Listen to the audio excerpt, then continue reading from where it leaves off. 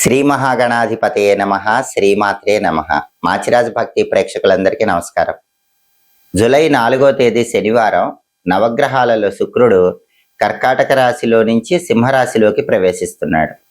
అంటే శుక్రుడి సింహ సంక్రమణం జరుగుతోంది. ఈ శుక్రుడి సింహ సంక్రమణం రాత్రి 7:18 జరుగుతోంది. అలా సింహరాశిలోకి వచ్చిన శుక్రుడు మళ్ళీ ఆగస్టు 1వ తేదీ ఉదయం 9:33 కన్యారాశిలోకి మారతాడు. అంటే జూలై 4 శనివారం నుంచి ఆగస్టు 1వ తేదీ ఉదయం వరకు శుక్రుడు సింహరాశిలోనే ఉంటాడు. సింహరాశిలో ఉన్నటువంటి శుక్రుడు ద్వాదశ రాశులలో కొన్ని రాశులకి అనుకూల ఫలితాలను కలిగింపజేస్తాడు, కొన్ని రాశులకి వ్యతిరేక ఫలితాలను కలిగింపజేస్తాడు. ద్వాదశ రాశులలో శుక్రుడు ఏ రాశులకు అనుకూల ఫలితాలు ఇస్తాడు, ఏ రాశులకు వ్యతిరేక ఫలితాలు ఇస్తాడు, అనుకూల ఫలితాలు వచ్చే రాశుల వాళ్ళు ఆ అనుకూల ఫలితాలు ఇంకా పెంచుకోవటానికి, వ్యతిరేక ఫలితాలు వచ్చే రాశుల వాళ్ళు ఆ వ్యతిరేక ఫలితాలు తగ్గింపజేసుకోవటానికి శుక్రుడికి సంబంధించినటువంటి ఎలాంటి శక్తివంతమైన పరిహారాలు చేసుకోవాలో, శుక్రుడి సింహ సంక్రమణం ద్వాదశ రాశులకి ఆగస్టు 1వ తేదీ వరకు సంపూర్ణంగా ఎలాంటి ప్రభావాన్ని కలిగింపజేస్తుందో ఈ వీడియోలో మనం తెలుసుకుందాం.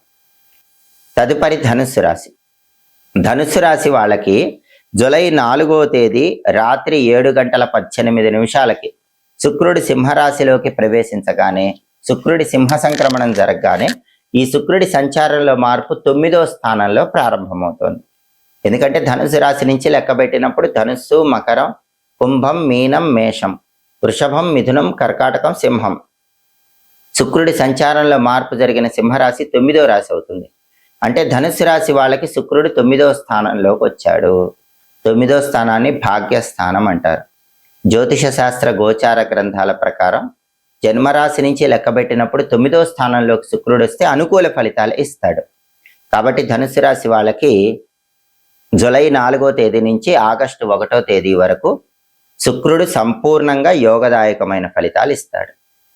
ఏ విషయాల్లో యోగదాయకమైన ఫలితాలు ఇస్తాడు, ఏ విషయాల్లో అనుకూల ఫలితాలు ఇస్తాడు, ఆ అనుకూల ఫలితాలు రెట్టింపు కావాలంటే ధనుసు రాశి వాళ్ళు ఎలాంటి శక్తివంతమైన పరిహారాలు చేసుకోవాలి, ఈ విషయాన్ని పరిశీలిస్తే 9వ స్థానంలో ఉన్న శుక్రుడు ప్రధానంగా వంశపారంపర్యమైనటువంటి ఆచారాలను పాటించేలాగా చేస్తాడు.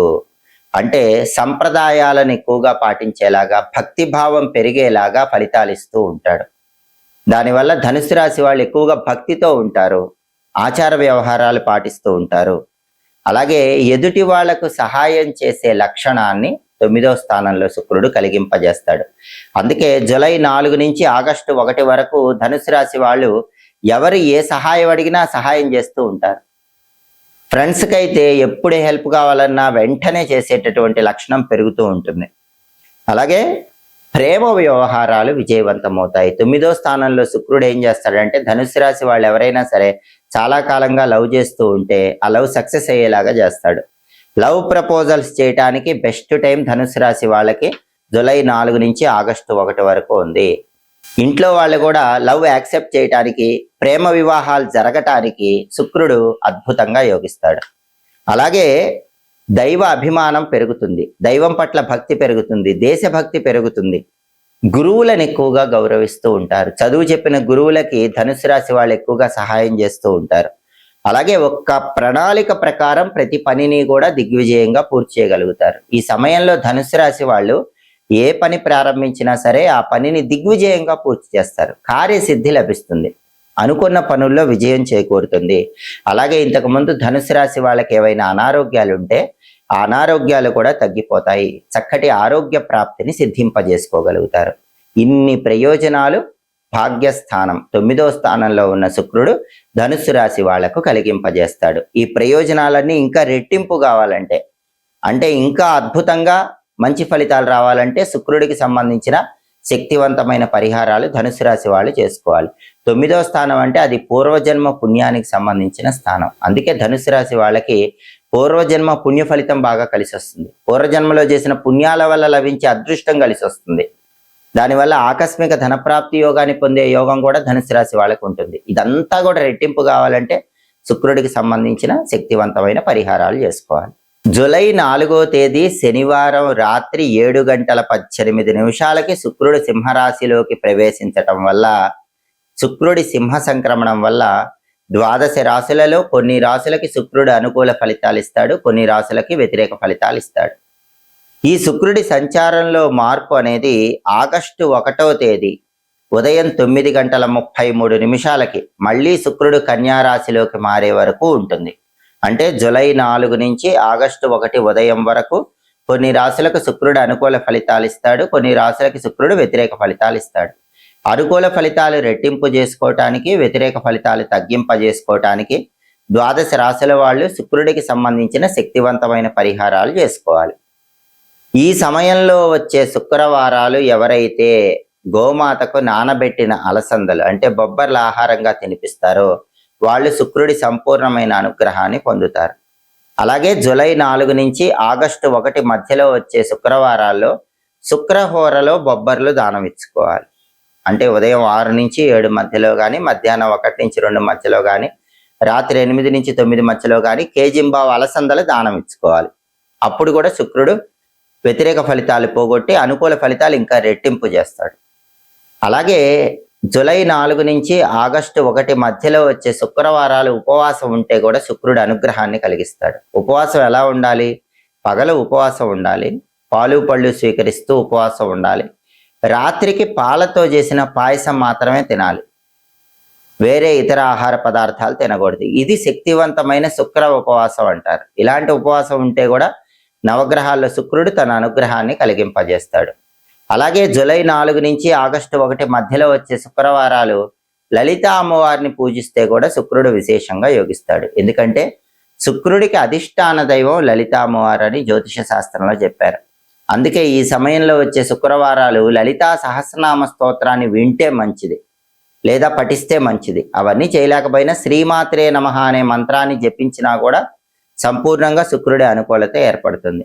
దాంతో పాటుగా ఓం శ్రీ రాజమాతంగ్యై నమః ఈ మంత్రాన్ని కూడా ఈ సమయంలో వచ్చే శుక్రవారాలు కనీసం 21 సార్లు జపిస్తే శుక్రుడి వల్ల వచ్చే అన్ని వ్యతిరేక ఫలితాలను కూడా అనుకూల ఫలితాలుగా మార్చుకోవచ్చు. అలాగే జూలై 4 నుంచి ఆగస్టు 1 మధ్యలో వచ్చేటటువంటి ఏదైనా ఒక శుక్రవారం రోజు ఒక అరిటాకులో బియ్యం ఉంచి, తెల్లటి వస్త్రాలుంచి, సెంటు బాటిల్ ఉంచి, కుంకుమ పువ్వు ప్యాకెట్ ఉంచి యువ బ్రాహ్మణుడికి శుక్రవారం మధ్యాహ్న సమయంలో వీటిని దానం ఇవ్వాలి. దీనివల్ల కూడా శుక్రుడి సింహ సంక్రమణం ద్వాదశ రాశుల వారికి సంపూర్ణమైన శుభ ఫలితాలను కలిగింపజేస్తుంది.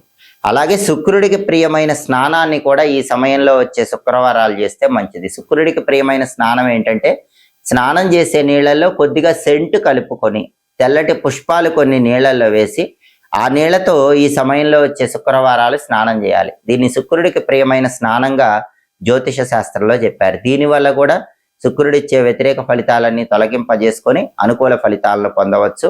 అలాగే లలిత అమ్మవారి ఆలయంలో ధ్వజస్తంభం దగ్గర ఈ సమయంలో వచ్చే శుక్రవారాలు దీపం పెడితే కూడా సంపూర్ణంగా శుక్రుడిచ్చే వ్యతిరేక ఫలితాలను అధిగమించి అనుకూల ఫలితాలను సిద్ధింపజేసుకోవచ్చు.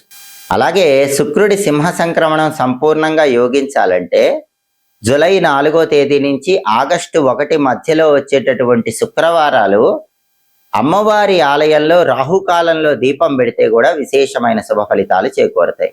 ఒకవేళ శుక్రవారం రాహుకాలంలో అమ్మవారి ఆలయ ప్రాంగణంలో దీపాలు వెలిగించడం వీలు కాకపోతే మీ ఇంటి ఆవరణలో తులసి కోట దగ్గర రాహుకాల దీపాలు వెలిగించుకోండి. దానివల్ల కూడా శుక్రుడి సంపూర్ణమైన అనుగ్రహానికి ప్రతి ఒక్కరూ సులభంగా పాత్రలు కావచ్చు. అలాగే లలిత అమ్మవారికి కుంకుమార్చన చేస్తే కూడా అద్భుత ఫలితాలు కలుగుతాయి. జూలై 4 నుంచి ఆగస్టు 1 మధ్యలో వచ్చే శుక్రవారాలు శ్రీమాత్రే నమః మంత్ర జపం చేస్తూ లలిత అమ్మవారికి కుంకుమార్చన చేయండి. ఆ కుంకుమ బొట్టు నుదుటన ధారణ చేయండి. దీనివల్ల కూడా శుక్రుడిచ్చే వ్యతిరేక ఫలితాలన్నీ అధిగమించి అనుకూల ఫలితాలను పొందవచ్చు.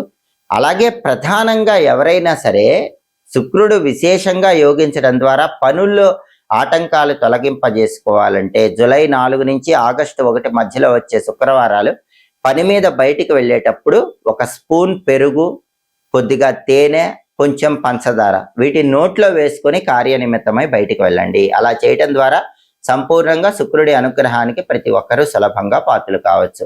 ఈ పరిహారాల్లో ఏ పరిహారాలైనా సరే ఈ సమయంలో వచ్చే శుక్రవారాలు పాటించండి. శుక్రుడిచ్చే వ్యతిరేక ఫలితాలు పోగొట్టుకొని అనుకూల ఫలితాలు సిద్ధింపజేసుకోండి.